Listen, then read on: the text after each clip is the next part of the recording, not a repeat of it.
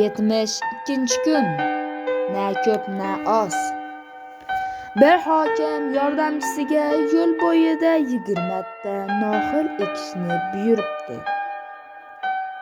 Yordamchi hokimning aytganini qilib, yo'l bo'yiga 20 ta noxilni ham ekib, qo'shimchasiga yana 8 ta noxil ekibdi.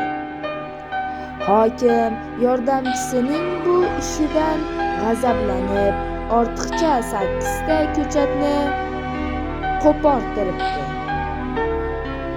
Odamlar bundan hayratda qolib so'rashibdi: "Axir yordamchingiz aytganingizni ortig'i bilan bajardi-ku. Nega unga g'azab qildingiz?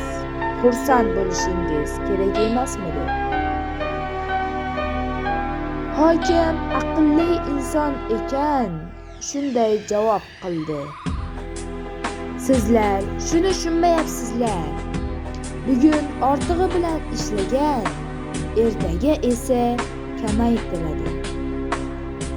Odam bir qo'labdan chiqdimi, keyin uni qo'labga solish mashaqqat tug'diradi. Shuning uchun ham noxillarni qo'portirdim. Keyingi safar buyrug'imni to'g'ri bajaradim. Sizga topshirilgan vazifalarni qanday aytgan bo'lsa, shunday bajaring. O'zingiz birovga topshiriq bersangiz ham shunga amal qiling. Shunda tartibli ish tizimini yo'lga qo'ygan bo'lasiz." Aytildi: aqlli hokim, nafas havosi tobe bo'lgan odam naqadar baxtiyor.